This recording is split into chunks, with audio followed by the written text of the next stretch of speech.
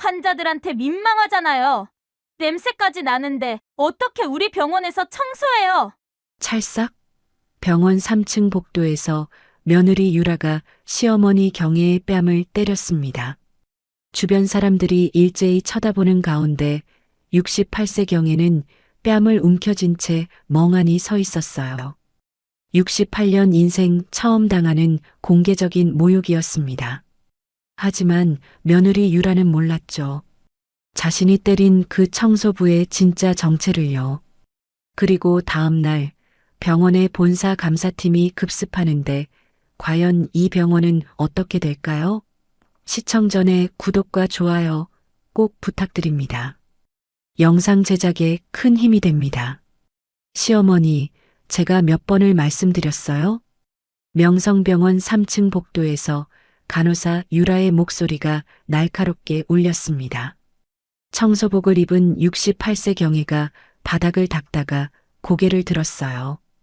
유라야, 무슨 일이니?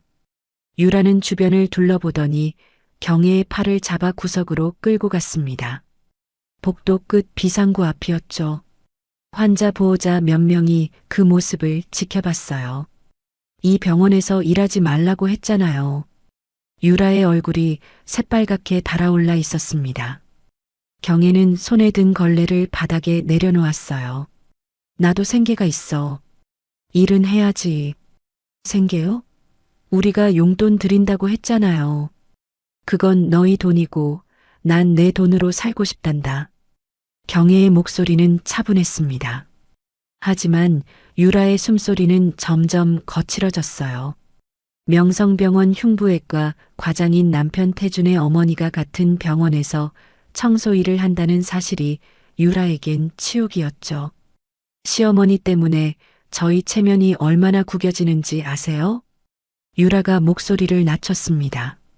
하지만 떨림은 더 심해졌어요. 환자들이 다 알아요. 김 과장 어머니가 청소한다고. 경혜는 대답하지 않았습니다. 그저 며느리의 얼굴을 조용히 바라봤어요.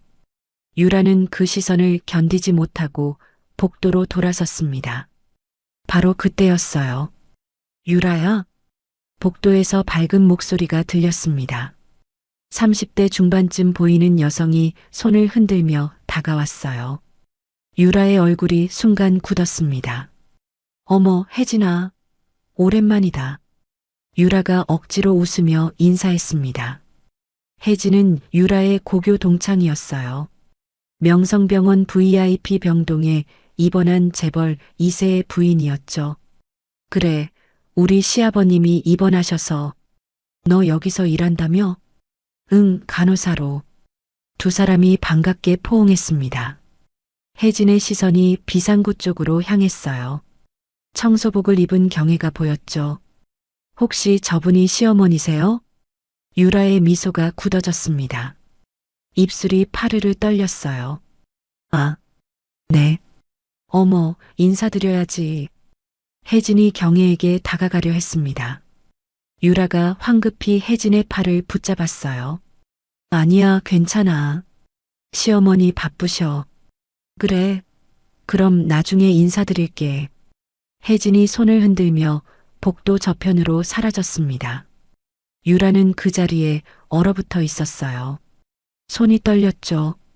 얼굴이 또다시 붉어졌습니다. 맞죠? 유라가 경혜에게 다시 다가왔습니다. 목소리가 떨렸어요. 제 친구들까지 다 알아요. 이렇게 창피를 당하면서 살라고요? 청소가 뭐가 그렇게 창피한 일이니? 시어머니. 유라의 목소리가 터져 나왔습니다. 그 순간이었어요. 찰싹 유라의 손이 경혜의 뺨을 때렸습니다. 복도에 소리가 울려 퍼졌어요.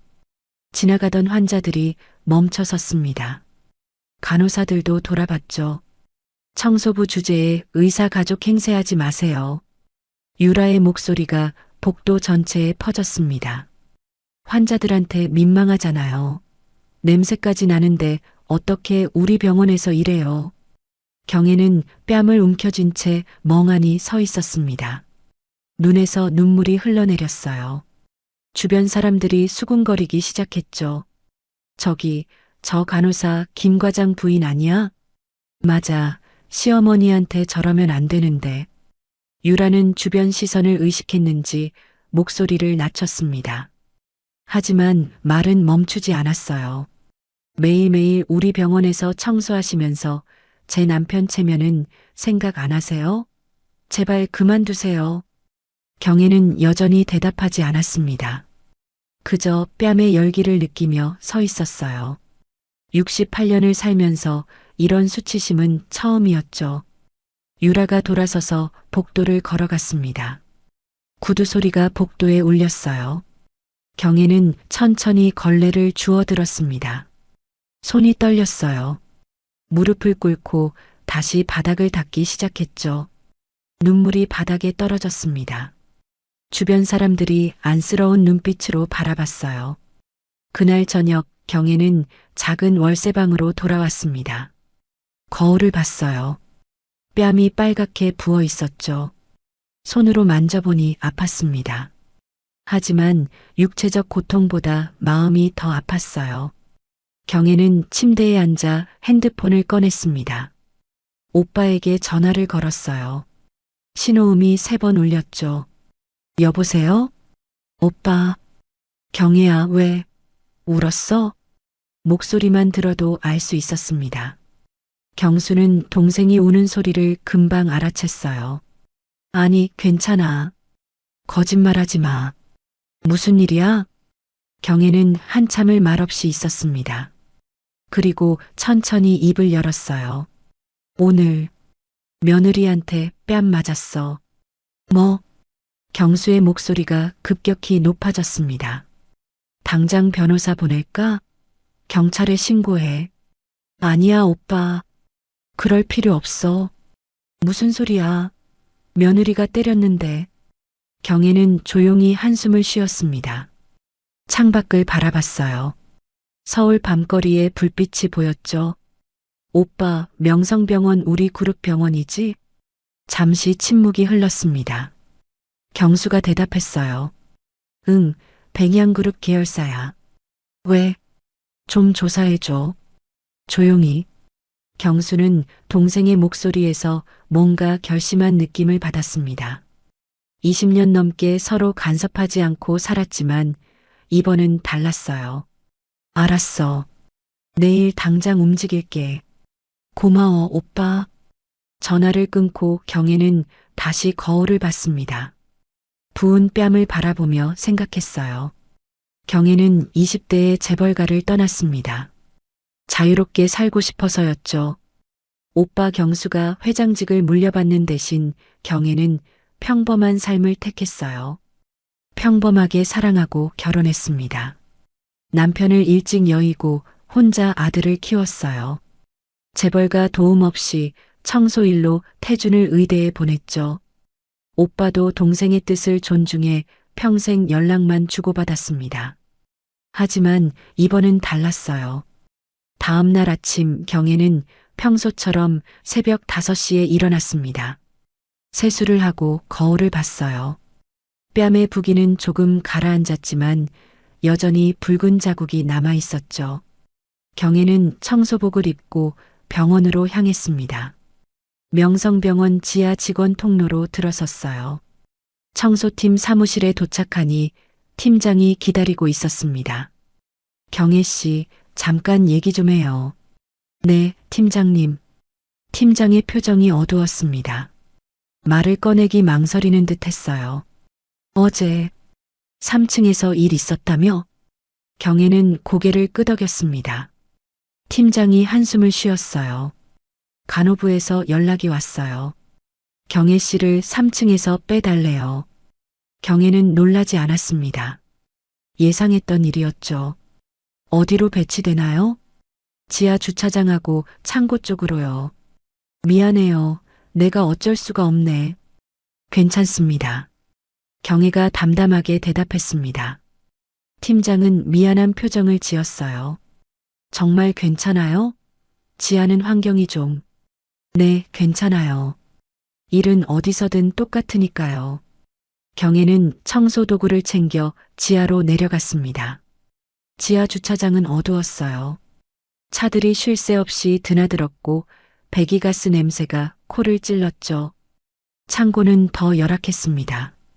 먼지가 수북이 쌓여 있었고 환풍기도 제대로 작동하지 않았어요. 경혜는 묵묵히 청소를 시작했습니다. 하지만 머릿속으론 다른 생각을 하고 있었죠. 이곳이 오히려 기회라는 생각이었어요. 지하에선 아무도 자신을 주목하지 않으니까요.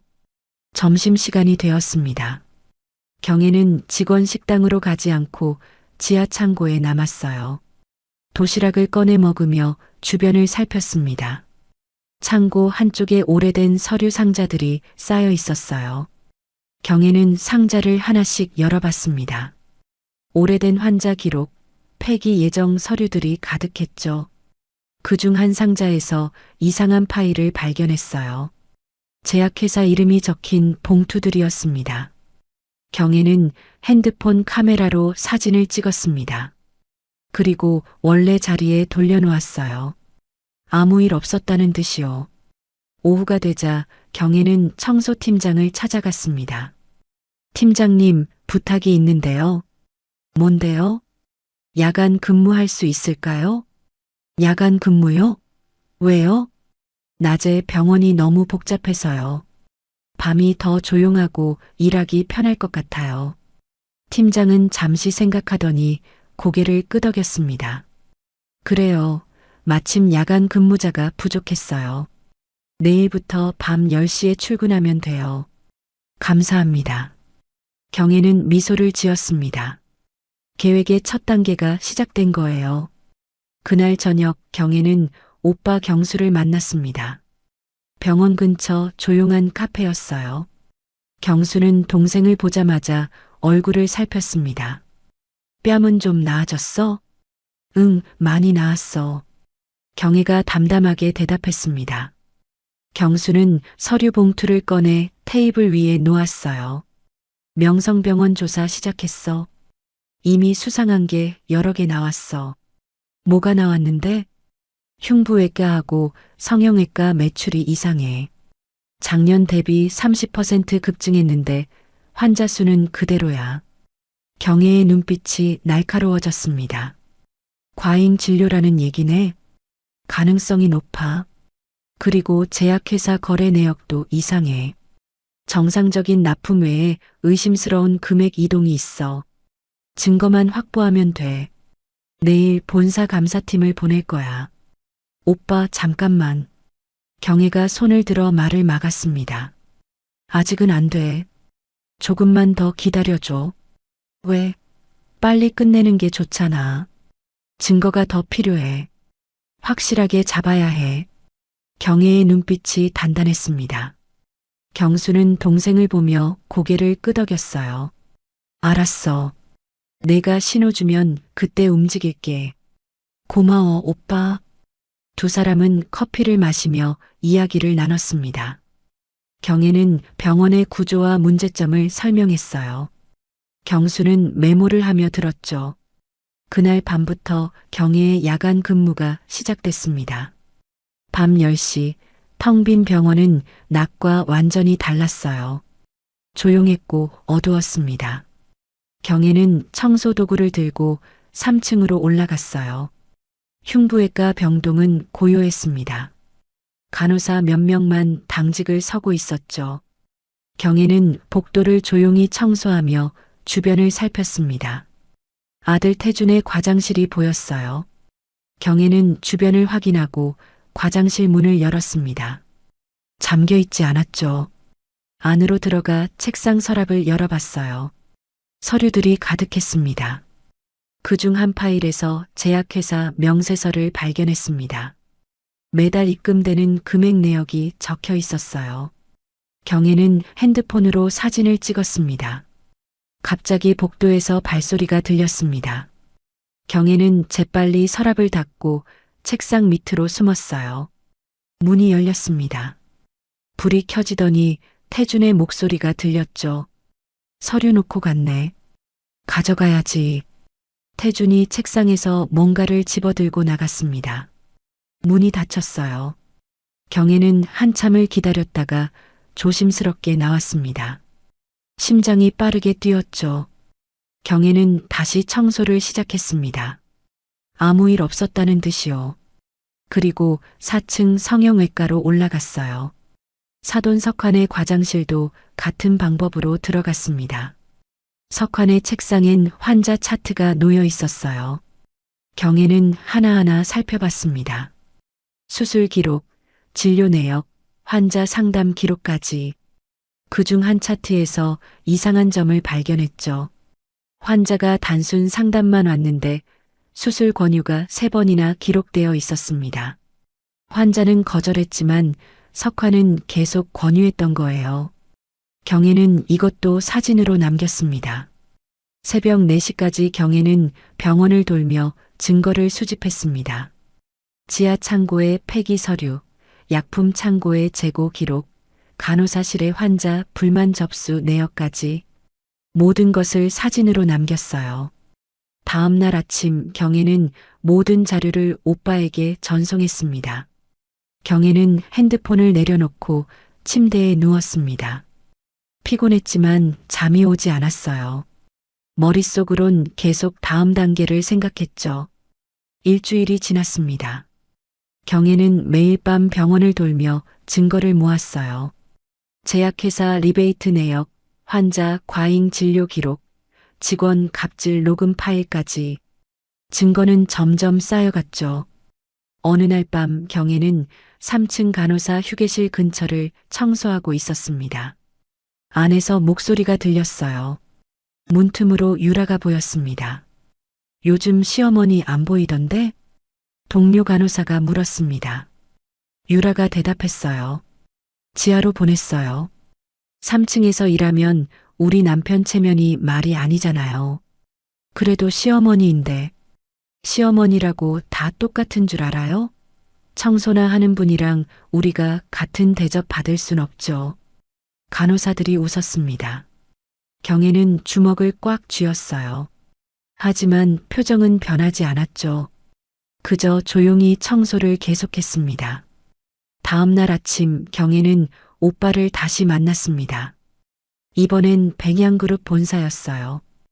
회장실로 들어서니 경수가 기다리고 있었습니다. 다 준비됐어. 경수가 책상 위에 두꺼운 파일을 올려놨습니다. 명성병원 감사 계획서야. 본사 감사팀 15명이 투입돼 일주일간 병원 전체를 뒤집을 거야. 경혜는 파일을 펼쳐봤습니다. 세밀한 계획이 적혀 있었어요. 언제 시작하는데? 내일. 너만 동의하면 바로 움직여. 경혜는 잠시 생각했습니다. 그리고 고개를 끄덕였어요. 좋아. 시작하자. 경수는 전화를 들어 비서를 불렀습니다. 감사팀장 강민호 불러. 잠시 후 문이 열리고 40대 남자가 들어왔어요. 강민호 팀장이었습니다. 회장님 부르셨습니까? 명일 오전 9시에 명성병원 특별감사 시작해. 사전 통보 없이 급습하는 거야. 알겠습니다. 그리고 이분은 우리 이사님이셔. 이경혜 이사님. 강민호가 경혜를 보며 고개를 숙였습니다. 처음 뵙겠습니다. 경혜도 가볍게 고개를 끄덕였어요. 감사는 철저하게 해주세요. 하나도 놓치면 안 돼요. 염려 마십시오. 저희가 전문가입니다. 강민호가 자신 있게 대답했습니다. 경혜는 그의 눈을 보며 말했어요. 특히 흉부외과하고 성형외과를 집중적으로 봐주세요. 알겠습니다. 회의가 끝나고 경혜는 본사를 나섰습니다. 차를 타고 병원으로 향했어요. 오늘도 야간 근무가 있었죠.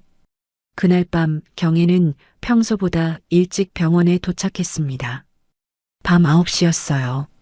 직원 통로로 들어서는데 누군가 뒤에서 불렀습니다. 어머니? 돌아보니 태준이 서 있었습니다. 수술복을 입은 채였어요. 아들 수술 있었니? 네, 방금 끝났어요.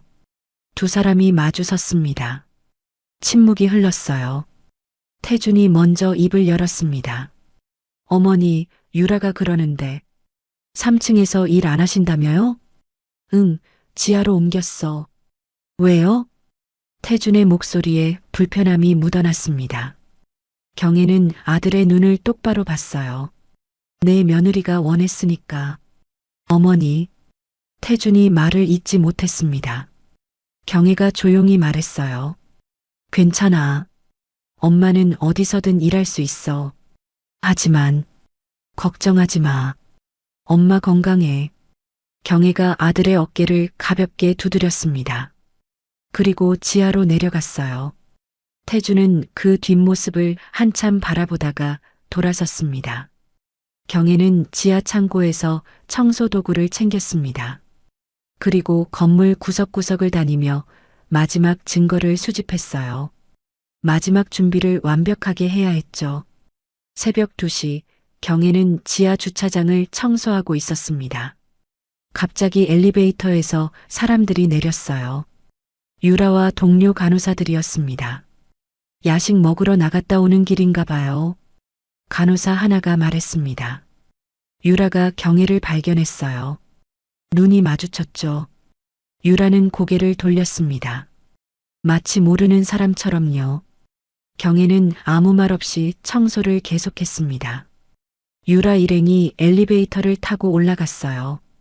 경혜는 그들이 사라진 후에야 걸레를 내려놓았습니다. 새벽 5시 경혜는 야간 근무를 마치고 집으로 돌아갔습니다. 샤워를 하고 침대에 누웠어요. 하지만 잠이 오지 않았죠. 경혜는 눈을 감았습니다. 며느리 유라의 얼굴이 떠올랐어요. 자신의 뺨을 때리던 그 순간이 생생했죠. 청소부 주제에 의사 가족 행세하지 마세요. 그 말이 귓가에 맴돌았습니다. 경혜는 이불을 꽉 쥐었어요. 분노가 치밀어 올랐지만 참았습니다. 다음 날 아침 9시 정각, 백양그룹 본사 로고가 새겨진 검은색 승합차 3대가 명성병원 정문에 멈춰 섰습니다. 차에서 정장을 입은 사람들이 내렸어요. 총 15명이었죠. 맨 앞에 선 강민호 팀장이 병원 안으로 들어섰습니다. 뒤따라 감사팀원들이 서류 가방과 노트북을 들고 움직였어요. 로비에 있던 사람들이 수군거리기 시작했습니다. 저 사람들 누구야? 백양그룹 본사 사람들 같은데? 강민호는 안내 데스크로 곧장 걸어갔습니다. 병원장님 계십니까? 접수 직원이 당황하며 대답했어요. 예, 계신데요. 누구시죠? 백양그룹 본사 감사팀입니다. 병원장님께 연락 좀 해주세요. 잠시만요. 직원이 황급히 전화를 걸었습니다. 5분 후 병원장이 허겁지겁 로비로 내려왔어요. 50대 중반의 남자였죠. 무슨 일이십니까? 병원장의 목소리가 떨렸습니다. 강민호가 명함을 건넸어요. 백양그룹 감사팀장 강민호입니다. 오늘부터 일주일간 병원에 대한 특별감사를 진행하겠습니다. 특별감사요? 사전 통보를 받은 적이 회장님 직접 지시사항입니다. 사전 통보 없이 진행하는 게 원칙이고요. 병원장의 얼굴이 하얗게 질렸습니다. 도대체 무슨 일로? 최근 심각한 제보가 여러 건 접수됐습니다. 의료진 비리, 직원 차별, 환자 인권 침해 의혹까지요. 그건 오해이십니다. 오해인지 아닌지는 저희가 확인하겠습니다. 협조 부탁드립니다. 강민호가 팀원들에게 손짓했습니다. 감사팀이 각자 맡은 부서로 흩어졌어요. 병원은 순식간에 술렁였습니다. 3층 흉부외과 과장실. 태준이 환자 차트를 보고 있었습니다. 문이 열리고 감사팀원 2명이 들어왔어요. 김태준 과장님이십니까? 네, 그런데요. 백양그룹 감사팀입니다. 과장님 진료 기록과 수술 내역을 확인하겠습니다. 뭐라고요? 태준이 자리에서 벌떡 일어났습니다. 지금 무슨 권한으로? 회장님 직접 지시사항입니다. 협조하시죠. 감사팀원이 서류를 꺼냈습니다. 태주는 당황한 표정으로 핸드폰을 꺼냈어요. 장인어른 석환에게 전화를 걸었죠. 여보세요, 장인어른? 태준아, 무슨 일이야? 본사 감사팀이 왔어요. 지금 제 과장실에. 뭐, 여기도 왔어. 석환의 목소리가 급하게 들렸습니다. 어떡하죠? 리베이트 내역이 발각되면. 조용히 해. 전화로 그런 얘기하면 어떡해. 전화가 끊어졌습니다. 태주는 식은땀을 흘리며 감사팀원들을 바라봤어요. 한편 4층 성형외과, 석환의 과장실도 똑같은 상황이었습니다. 감사팀원 3명이 서류를 뒤지고 있었어요. 박석환 과장님, 작년 수술 건수가 전년 대비 35% 증가했습니다. 설명 가능하신가요? 환자가 많이 늘었죠. 하지만 병원 전체 환자 수는 그대로인데요. 그건 우리 과가 인기가 많아서. 감사팀원이 노트북을 열어 자료를 보여줬습니다. 환자 상담 기록을 보면 불필요한 수술 권유 사례가 다수 발견됩니다. 석환은 대답하지 못했습니다. 손이 떨렸어요. 그날 오후 병원 전체가 혼란에 빠졌습니다. 감사팀은 사무실을 봉쇄하고 컴퓨터를 압수했어요. 직원들은 하나씩 불려가 조사를 받았죠. 3층 복도에서 유라가 동료 간호사들과 수군거렸습니다. 도대체 뭐 때문에 감사팀이 온 거야? 모르겠어. 근데 흉부외과하고 성형외과를 집중적으로 보더라. 설마 김 과장님이랑 박 과장님이 문제 있는 건 아니겠지? 유라의 얼굴이 굳었습니다. 그날 저녁 경혜는 평소처럼 야간 근무를 시작했습니다. 하지만 병원 분위기가 완전히 달랐어요. 긴장감이 감돌았죠.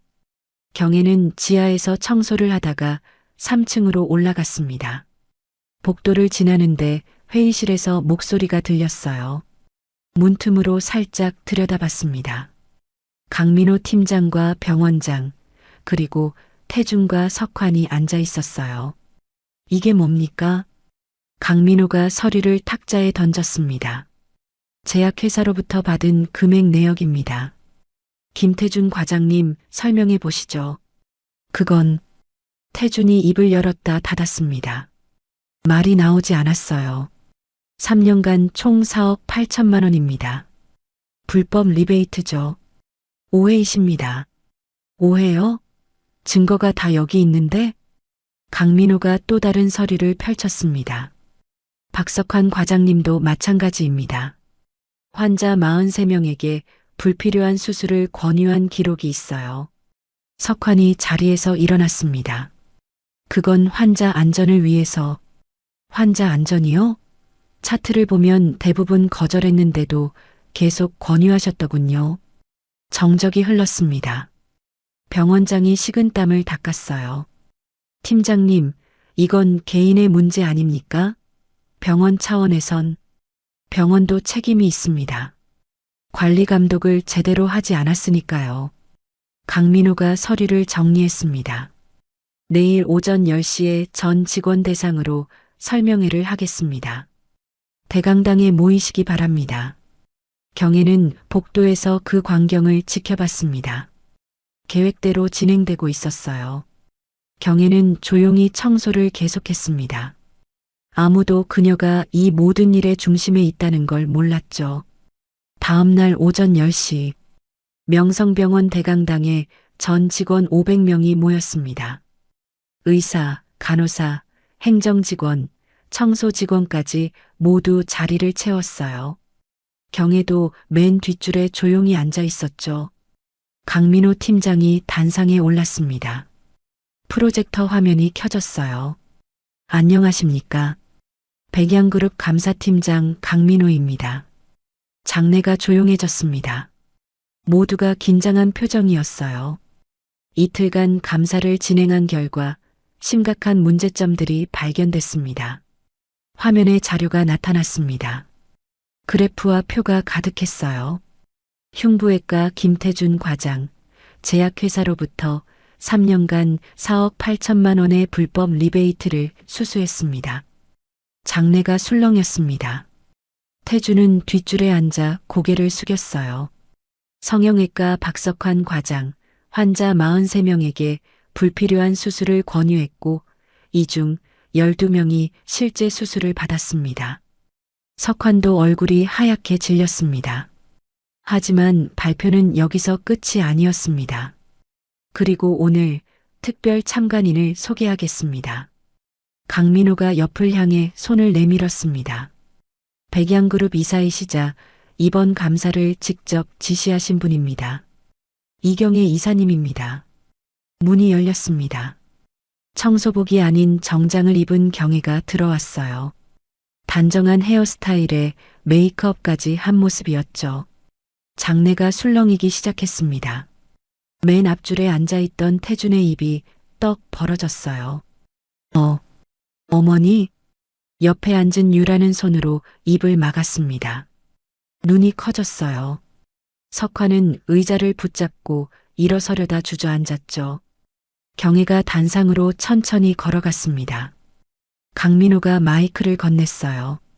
경혜는 차분히 객석을 둘러봤습니다. 안녕하십니까? 백양그룹 이사 이경혜입니다. 정적이 흘렀습니다. 흉부외과 김태준 과장의 어머니이기도 합니다. 장내가 더 술렁였습니다. 직원들이 서로를 쳐다보며 수군거렸어요. 저분이 이사라고? 청소하시던 분 아니야? 경혜는 목소리를 높이지 않고 담담하게 말했습니다. 여러분은 저를 청소 직원으로 알고 계셨을 겁니다. 맞습니다. 저는 이곳에서 청소 일을 했어요. 화면이 바뀌었습니다. CCTV 영상이 재생됐어요. 일주일 전 3층 복도 장면이었습니다. 영상 속에서 유라가 경혜의 뺨을 때렸습니다. 찰싹 소리까지 또렷하게 들렸어요. 청소부 주제에 의사 가족 행세하지 마세요. 유라의 목소리가 강당에 울려 퍼졌습니다. 환자들한테 민망하잖아요. 냄새까지 나는데 어떻게 우리 병원에서 이래요. 장내가 숨죽였습니다. 모든 시선이 유라에게 쏠렸어요. 유라는 얼굴이 새빨개져서 고개를 숙였죠. 경혜가 계속 말했습니다. 이 병원 3층 복도에서 제 며느리가 뺨을 때렸습니다. 경혜의 목소리는 여전히 평온했습니다. 청소부 주제에 냄새난다, 창피하다. 그런 말들을 들었어요. 태준이 자리에서 일어나려 했습니다. 하지만 옆 사람이 붙잡았어요. 그 순간 깨달았습니다. 이 병원이 얼마나 썩었는지 확인해야겠다고요. 화면이 다시 바뀌었습니다. 경혜가 밤에 병원을 돌며 찍은 사진들이 나타났어요. 저는 밤마다 이 병원을 돌았습니다. 청소하는 척하면서 증거를 모았죠. 제약회사 리베이트 명세서, 환자 과잉 진료 기록, 직원 갑질 녹음 파일, 모든 자료가 화면에 나타났습니다. 태준과 석환의 얼굴이 점점 더 창백해졌어요. 백양그룹은 제 오빠가 회장으로 있는 회사입니다. 경혜가 조용히 말했습니다. 저는 20대의 재벌가를 떠나 평범하게 살기로 했어요. 아들을 혼자 키우며 청소일로 생계를 유지했죠. 장내가 더 조용해졌습니다. 부끄러운 일이 아니었습니다. 오히려 자랑스러웠어요. 제 손으로 아들을 의사로 만들었으니까요. 경혜가 태준을 바라봤습니다. 태준은 고개를 들지 못했어요. 하지만 제 며느리는 달랐습니다. 청소 일을 창피하게 여겼고 저를 무시했죠. 그래서 결심했어요. 이 병원의 진짜 문제가 뭔지 밝혀내겠다고. 강민호가 다시 마이크를 잡았습니다. 이사님께서 수집하신 증거를 바탕으로 저희가 조사한 결과입니다. 화면에 새로운 자료가 나타났습니다. 김태준 과장, 불법 리베이트 외에도 수술 실적을 늘리기 위해 불필요한 검사를 권유한 사례가 27건 발견됐습니다. 태준이 고개를 들었습니다. 눈에 눈물이 고여 있었어요. 박석환 과장, 보험 적용이 안 되는 수술을 우선적으로 권유해 환자들에게 과도한 비용을 부담시켰습니다. 석화는 완전히 무너진 표정이었습니다. 그리고 강민우가 잠시 멈췄습니다. 병원 전체적으로 직원 차별 문제가 심각했습니다. 특히 청소 직원과 용역 직원에 대한 갑질이 만연했어요. 화면에 녹음 파일 목록이 나타났습니다. 간호사들이 청소 직원을 함부로 대하는 내용들이었죠. 유라의 목소리도 포함돼 있었습니다. 청소나 하는 분이랑 우리가 같은 대접 받을 순 없죠. 장내가 다시 술렁였습니다. 유라는 완전히 고개를 숙이고 몸을 떨었어요. 경혜가 마지막으로 마이크를 잡았습니다. 백양그룹 이사회는 결정했습니다. 모두가 숨을 죽였습니다. 명성병원은 3개월 후 폐쇄합니다. 장내가 술렁이기 시작했습니다. 직원들이 웅성거렸어요. 폐쇄요? 병원을 문 닫는다고요? 환자들은 어떡하고요? 우리는요? 직원들은 어떻게 되는 건데요? 경혜는 손을 들어 정숙을 요청했습니다. 장내가 다시 조용해졌어요. 모든 환자는 백양의료원으로 무상 이송됩니다. 치료비도 백양그룹에서 부담할 거예요. 사람들이 안도의 한숨을 쉬었습니다. 선량한 직원들도 전원 재배치합니다. 백양의료원과 계열병원으로 옮기시면 돼요. 그럼 우리는 괜찮은 건가요? 한 간호사가 물었습니다. 경혜가 고개를 끄덕였어요. 네. 단. 경혜의 목소리가 낮아졌습니다. 비리에 연루된 직원은 예외입니다.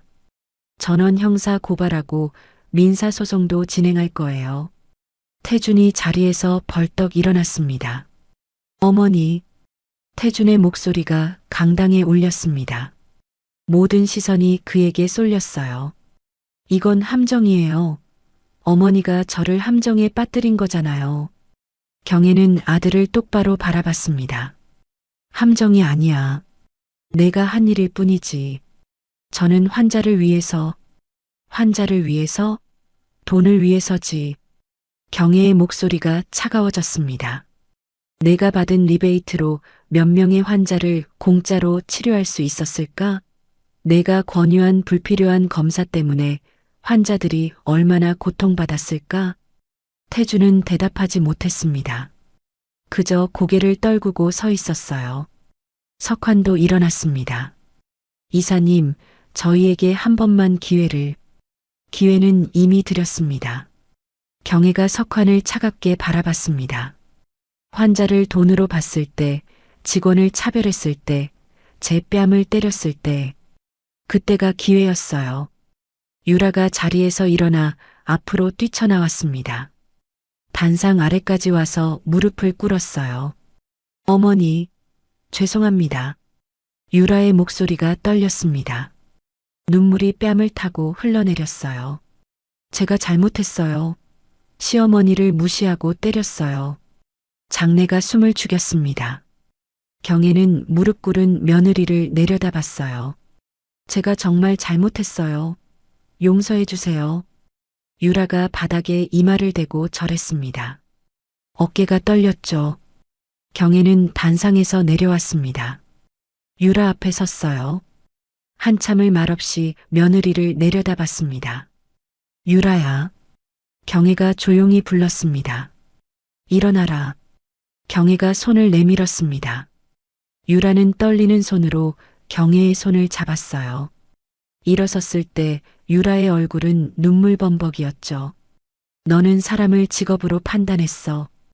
경혜의 목소리는 차분했지만 단호했습니다. 청소 일을 하는 사람은 무시해도 되고 의사나 간호사는 존중받아야 한다고 생각했지. 유라는 고개를 숙였습니다. 하지만 사람의 가치는 직업이 아니라 마음에 있단다. 누군가를 어떻게 대하느냐가 그 사람의 진짜 품격을 보여주는 거지. 네, 이제 알겠습니다.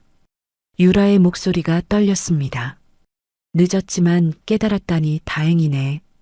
경혜가 유라의 어깨를 가볍게 두드렸습니다. 하지만 깨달음에는 대가가 따르는 법이란다. 경혜는 다시 단상으로 올라갔습니다. 마이크를 잡았어요. 김태준 과장과 박석환 과장은 즉시 의사 면허 정지 처분됩니다. 형사 고발도 진행할 거예요. 태준이 무릎이 풀려 의자에 주저앉았습니다. 석환도 마찬가지였어요. 간호사 김유라는 간호사 면허는 유지되지만 명성병원에서 퇴직 처리됩니다. 유라가 비틀거렸습니다. 옆에 있던 동료가 붙잡아줬어요. 그 외 비리에 연루된 직원 12명도 동일하게 처리합니다. 명단은 개별 통보할 거예요. 장내가 다시 술렁였습니다. 직원들이 불안한 표정으로 서로를 쳐다봤어요. 나머지 직원 여러분은 걱정하지 마세요. 3개월 후 백양의료원으로 전원 이직됩니다. 급여와 직급은 더 좋게 받을 거예요. 안도의 한숨이 곳곳에서 터져나왔습니다. 그리고 한 가지 더. 경혜가 화면을 바꿨습니다. 새 건물 설계도가 나타났어요. 백양의료원은 완전히 새로운 병원이 될 겁니다.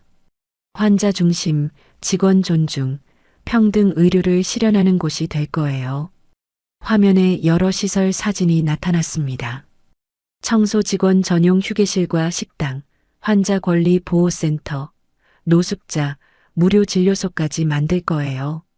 뒷줄에 앉아있던 청소 직원들이 서로를 쳐다봤습니다. 믿기지 않는다는 표정이었어요. 모든 직원은 평등합니다. 의사든 간호사든 청소 직원이든 똑같이 존중받아야 해요. 경혜의 목소리에 힘이 실렸습니다. 그게 제가 꿈꾸는 병원입니다. 장내가 조용해졌습니다. 경혜는 마지막으로 태준을 바라봤어요. 아들, 엄마는 너가 환자를 살리는 의사가 되길 바랐어. 돈을 버는 장사꾼이 아니라. 태준은 고개를 들지 못했습니다. 눈물이 뺨을 타고 흘러내렸어요. 면허 정지 기간 동안 잘 생각해봐. 의사가 뭔지, 사람을 어떻게 대해야 하는지. 네, 어머니. 태준의 목소리가 떨렸습니다. 설명회는 여기서 마치겠습니다. 감사합니다. 경혜가 단상에서 내려왔습니다. 강민우가 뒤따라 내려왔어요. 장내 직원들이 하나둘씩 일어서기 시작했습니다. 뒷줄에서 한 청소 직원이 박수를 쳤습니다. 처음엔 작았지만 점점 커졌어요. 다른 청소 직원들도 박수를 치기 시작했죠. 박수 소리가 강당 전체로 퍼졌습니다. 간호사들도 행정 직원들도 일어서서 박수를 쳤어요. 경혜는 고개를 숙여 인사했습니다. 강민우가 다가왔습니다. 이사님, 수고하셨습니다. 아니에요. 팀장님과 팀원분들이 고생하셨죠. 앞으로도 할 일이 많습니다. 형사 고발 준비하고 병원 이전 절차도 진행해야 해요. 알고 있어요. 잘 부탁드립니다. 두 사람이 악수를 나눴습니다. 경혜는 강당을 나와 복도를 걸었습니다. 3층으로 올라갔어요. 일주일 전 뺨을 맞았던 그 복도였죠. 복도는 조용했습니다. 경혜는 그 자리에 서서 주변을 둘러봤어요. 일주일 전의 기억이 생생했습니다. 찰싹 하는 소리, 유라의 차가운 목소리, 주변 사람들의 시선. 하지만 이젠 달랐습니다. 경혜는 더 이상 무시당하는 청소부가 아니었어요. 백양그룹 이사이자 이 모든 변화를 만든 사람이었죠. 경혜는 창밖을 바라봤습니다. 서울 하늘이 맑았어요. 구름 한 점 없이 파랗게 개어 있었습니다. 3개월이 흘렀습니다. 명성병원은 폐쇄 준비에 들어갔어요. 환자들은 하나둘씩 백양의료원으로 이송됐고 직원들도 이직 절차를 밟았죠. 태준은 의사 면허 1년 정지 처분을 받았습니다. 형사 처벌도 받았어요. 집행유예 2년이었죠. 석환도 마찬가지였습니다. 유라는 간호사 일을 그만뒀습니다. 명성병원에서 퇴직한 후 다른 병원에 지원했지만 번번이 거절당했어요. 소문이 퍼진 거였죠. 어느 날 아침 유라는 작은 요양원 앞에 서 있었습니다. 구인 광고를 보고 찾아온 거예요. 간호조무사 모집이었죠. 문을 열고 들어가니 40대 여성이 맞았습니다. 요양원 원장이었어요. 지원하러 오셨어요? 네, 간호사 면허 있습니다. 유라가 서류를 내밀었습니다. 원장이 서류를 살펴봤어요. 명성병원 근무하셨네요? 네. 유라의 목소리가 작아졌습니다. 왜 그만두셨어요? 유라는 대답하기 망설였습니다. 하지만 거짓말하고 싶지 않았어요. 병원이 폐쇄됐고 제가 문제를 일으켰습니다. 어떤 문제요? 시어머니를 무시하고 폭력을 행사했어요. 청소 일을 하신다는 이유로요. 원장이 서류를 내려놨습니다. 유라는 고개를 숙였어요. 또 거절당할 거라고 생각했죠. 정직하시네요. 원장이 말했습니다. 대부분은 숨기려고 하는데 저는 더 이상 거짓말하고 싶지 않아요. 유라가 고개를 들었습니다. 눈에 눈물이 맺혔어요. 제가 얼마나 잘못했는지 알게 됐어요. 사람을 직업으로 판단하고 무시했던 제 자신이 부끄러워요. 원장은 한참 유라를 바라봤습니다. 그리고 미소를 지었어요. 우리 요양원은 급여가 높지 않아요. 명성병원의 절반 정도예요. 괜찮습니다. 일도 힘들어요. 어르신들 기저귀 갈고 목욕시키고 식사 도와드리는 일이에요. 괜찮습니다. 배우고 싶어요. 원장이 고개를 끄덕였습니다. 내일부터 나올 수 있어요? 네. 감사합니다. 유라가 허리를 깊이 숙여 인사했습니다. 원장이 그 모습을 보며 다시 미소 지었어요. 한편 태주는 서울 중심가 무료 급식소에 있었습니다. 앞치마를 두르고 설거지를 하고 있었어요. 형사처벌 조건 중 하나가 사회봉사 300시간이었죠. 태주는 무료 급식소를 선택했습니다. 설거지통에 손을 담그고 그릇을 닦았어요. 기름때가 잘 지워지지 않았습니다. 손이 거칠어졌죠. 힘들지? 옆에서 자원봉사자 할머니가 물었습니다. 아니요, 괜찮습니다. 젊은 사람이 이런 일까지 하려니 쉽지 않겠네. 배울 게 많아요. 태준이 미소를 지었습니다. 무슨 배울 게 있어? 설거지가. 사람들이 얼마나 힘들게 사는지요. 제가 얼마나 교만했는지도요. 할머니가 태준의 어깨를 토닥였습니다.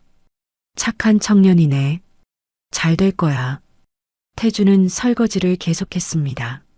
물이 차가웠지만 참았어요. 어머니 경애가 평생 이런 일을 했다는 게 새삼 실감났죠. 점심시간이 끝나고 태주는 앞치마를 벗었습니다. 핸드폰을 확인하니 유라에게서 문자가 와 있었어요. 여보, 나 요양원 취직했어. 내일부터 출근해. 태주는 미소를 지으며 답장을 보냈습니다. 잘 됐다. 힘내. 두 사람은 3개월 동안 많이 변했습니다. 예전의 교만함은 사라졌어요. 대신 겸손함과 반성이 자리 잡았죠. 백양의료원 개원식 날이 다가왔습니다. 경혜는 바쁜 하루를 보내고 있었어요. 새 병원 곳곳을 점검하며 준비 상황을 확인했죠. 이사장님, 노숙자 무료진료소 준비 완료됐습니다. 직원이 보고했습니다. 청소 직원 휴게실도 다 꾸몄어요. 소파랑 냉장고, 전자레인지까지 갖췄습니다. 잘했어요. 환자 권리 보호센터는요? 내일 상담사 2분이 오십니다. 경혜는 고개를 끄덕이며 건물을 돌아다녔습니다. 모든 게 계획대로 진행되고 있었어요. 2층 청소 직원 휴게실에 들어갔습니다. 햇빛이 잘 드는 밝은 공간이었어요. 깨끗한 소파와 테이블, 커피 머신까지 갖춰져 있었죠. 경혜는 소파에 앉아 주변을 둘러봤습니다. 예전 명성병원 지하 창고와는 천지 차이였어요. 이사장님, 문이 열리고 한 여성이 들어왔습니다. 명성병원에서 청소 일을 하던 50대 직원이었어요. 혜숙 씨, 여기 마음에 드세요? 네, 이사장님. 꿈만 같아요. 혜숙이 눈물을 닦았습니다. 평생 청소 일하면서 이런 대접은 처음이에요. 당연한 거예요. 일하시는 분들이 편해야죠.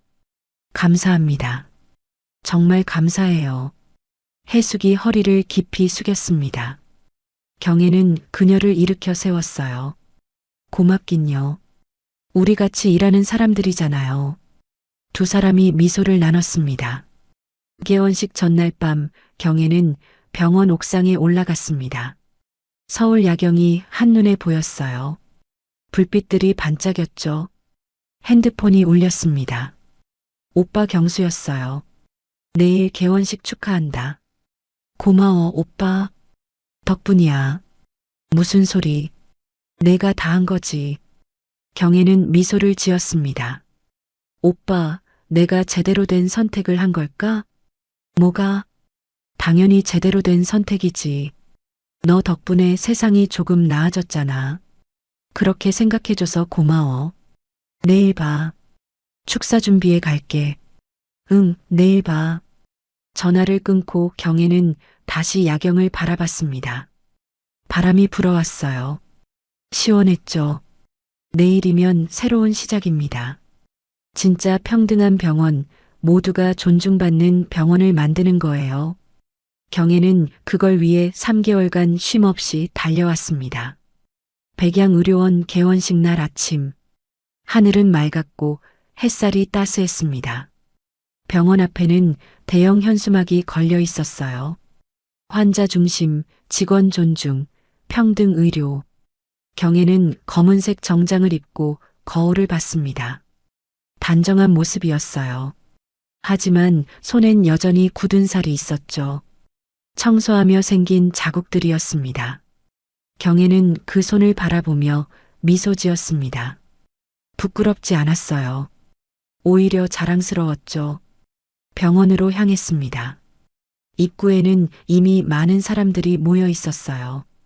직원들, 환자들, 언론사까지. 카메라 플래시가 터졌습니다. 이사장님 오셨습니다. 누군가 외쳤습니다.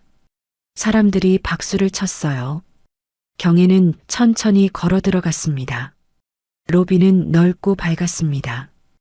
햇빛이 유리창을 통해 쏟아져 들어왔어요. 한쪽 벽면에는 특별한 문구가 새겨져 있었죠. 모든 사람은 평등하다. 직업이 아니라 마음이 사람을 만든다.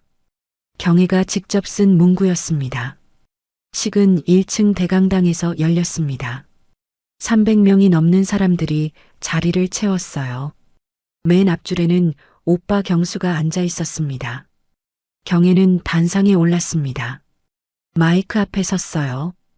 잠시 침묵이 흘렀습니다. 안녕하십니까?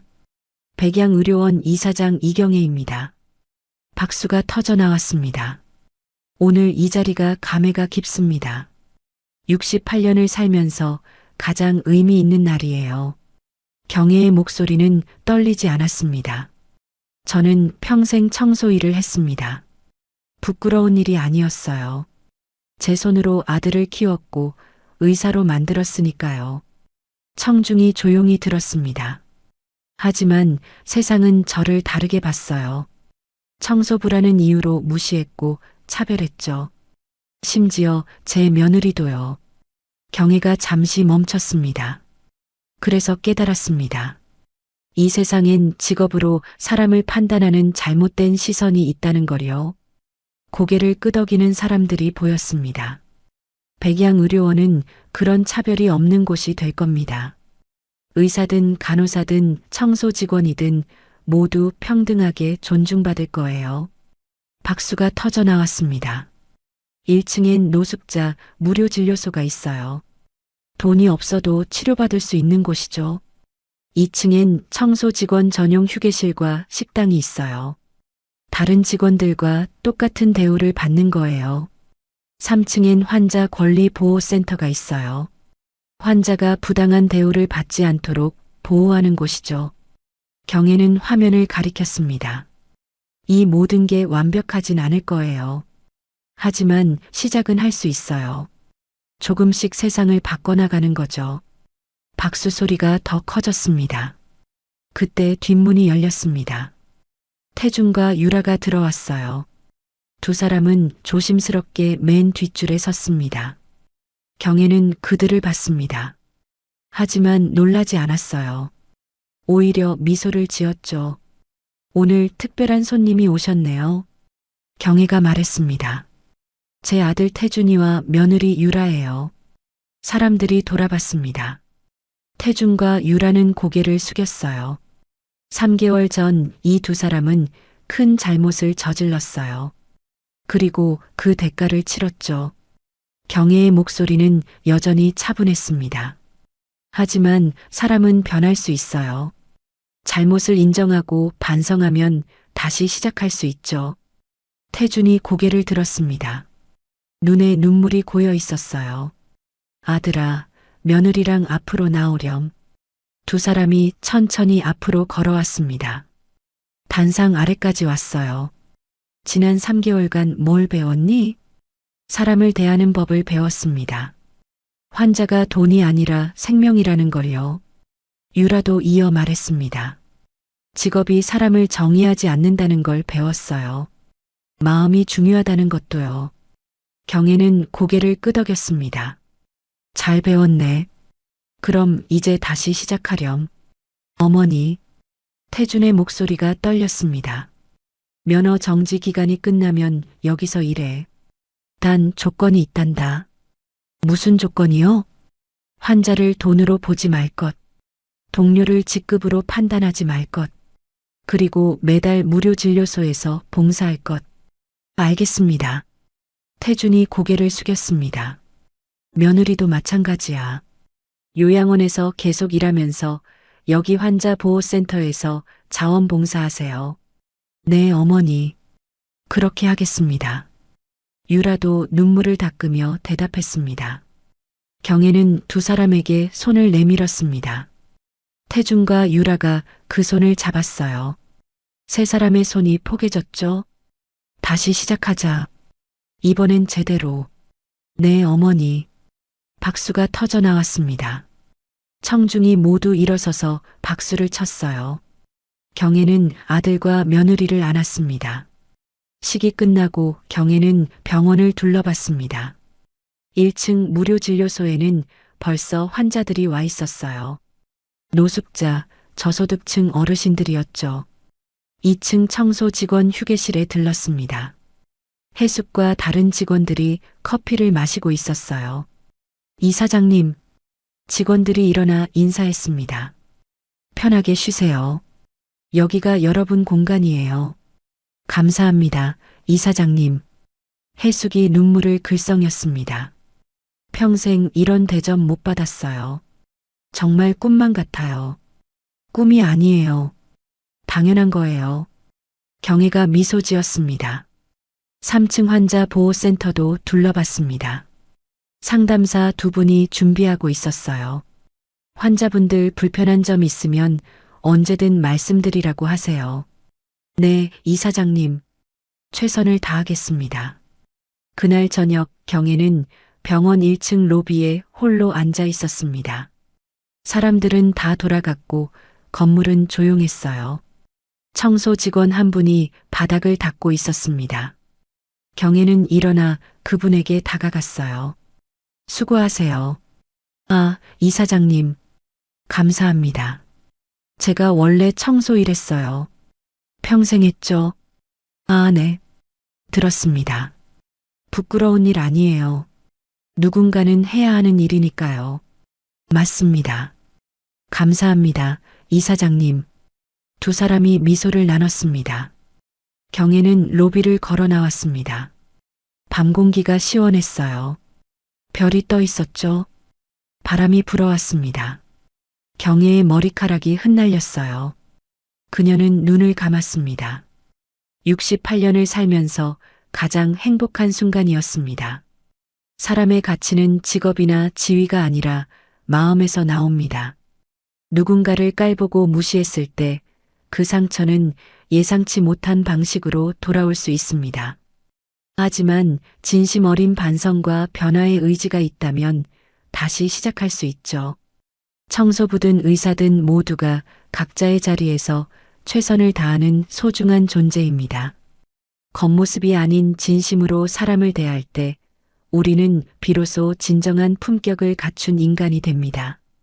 오늘의 교만이 내일의 후회가 되지 않도록 지금 이 순간부터 서로를 존중하는 세상을 만들어가야 합니다. 오늘 이야기가 좋으셨다면 구독과 좋아요, 알람 설정 잊지 마시고 소중한 댓글 하나가 큰 힘이 됩니다. 시청해 주셔서 진심으로 감사드립니다.